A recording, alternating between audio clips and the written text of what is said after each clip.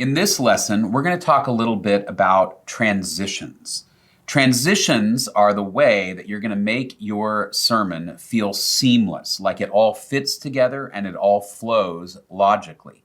Quite often, good transitions can make the difference between a sermon that is clear and well understood by your audience and a sermon that feels fuzzy or disjointed. So, really, your goal ought to be that every point and subpoint flows naturally from the one before it, so that as somebody is listening, they're able to just follow your flow of thought without having to make logical leaps or sort of deductions to fill in the gaps between what you're saying. A lot of times, this is one of the areas of a sermon that people tend to neglect. So you kind of have your main homiletical proposition and all of your subpoints. And many times what people do as they walk through the sermon is they just say, my first point is, and then my second point is, and so on, without really connecting everything together to say, here's how point one fits with my homiletical proposition. Here's how point two connects not only to point one, but back to my main idea.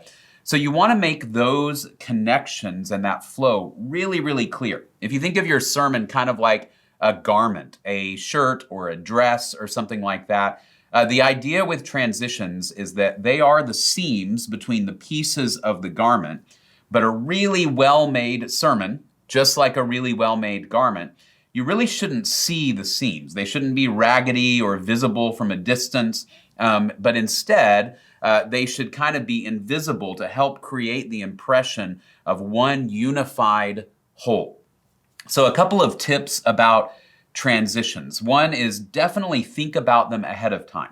How are you going to get, for example, from your opening illustration into your subject? So just an example, a few weeks ago, I spoke from Ecclesiastes 12 on the subject of life and death and eternity.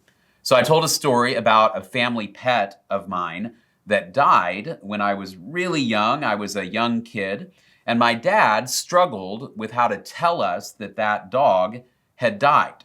And so he kind of gave us a line about the dog had gone to a farm, when the truth was the dog bought the farm. And so that's how I introduced the sermon. And then from there, in order to make the transition into my subject, I said something like this: why did my dad have such a hard time talking about death with us? Because death is hard to talk about. Not only is it hard to talk about when it's a dog, but it's especially hard to talk about when it's a person. And yet, all of us recognize that we are eventually going to die. And all of us know that we face the shadow of death every day. We have family members and friends and coworkers who are living in the shadow of death, who are staring down death, right? And so if you notice what I did, I never said, I told this story in order to talk about death, right? That kind of pulls people out of the flow. But instead, you use words like, and yet, not only, the reason that, therefore, because. So think of the transition words that you want to use that are going to flow naturally, for example, from that illustration into your subject. As you're in the body of your sermon, then what you want to do is always think clearly, how does this first point connect, for example, to my main idea? So if your first point is that we all face death, what you're going to do is you're going to say something along the lines of, maybe your homiletical proposition is that we all face death, but God has overcome death through the resurrection of Jesus. And so as you get down to your first point, you want to be able to make that transition to say something like this: all of us have to grapple with the reality of death because, first of all, we all face death, right? So I've used first of all just to give a little hint that I'm now moving into the body of the sermon, but I've also used words like because to help people understand I'm making a causal connection between my homiletical proposition and my first point.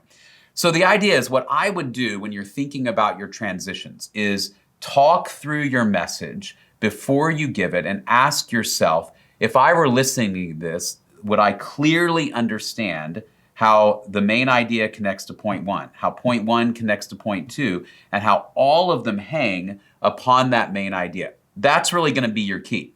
If you go back to how we put together our subject and our complement for our homiletical proposition, one thing that you may remember is that often your complements, they ought to just be your subpoints, right? So your subpoints are your complements.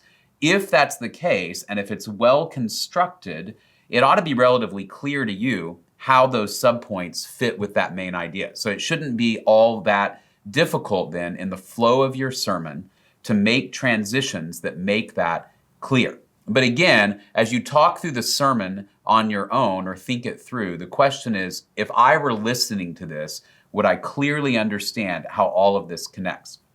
Another way that you can make your transitions work is through repetition.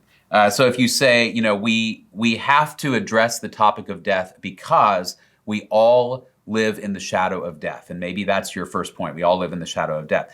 You might say it again. You go, once again, we have to address the topic of death because we all live in the shadow of death. Repetition will allow people to understand that this is a really important point that I'm making, but it's also going to make it clearer and it's going to lodge in people's minds. You can also restate your main point or your subpoint in different ways. So restatement is different from repetition in that I'm going to say the same idea, but in different words. So I may say, we have to address the topic of death because we all live in the shadow of death. In other words, we really can't ignore the fact that we're going to die because we are all going to die. We all live in the shadow of death, right? So I just said the same thing, but I used slightly different words to really signal that this is an important concept. And for those that may have missed it the first time, I said it a different way so they may grab it the second time. So when you're creating your transitions, again, remember repetition and restatement can be really helpful tools to drive it home. A lot of times with beginning preachers, they don't repeat their main points and subpoints often enough. Remember, if you're reading something, you can go back and read it again. So you may only need to see those concepts written down once if it's in a book. When you're listening to something, you may have to hear it 3, 4, even 5 times before it really sinks into your mind. So don't be afraid to repeat, even if it seems like you're being really overly simple or somewhat even childlike in the way that you're speaking. That's okay. It's better to say it a few too many times than not to say it enough. So that's a few thoughts on the subject of transitions. And again, the goal is make your sermon seamless so that it all fits together like a well-constructed garment. We'll see you in the next video.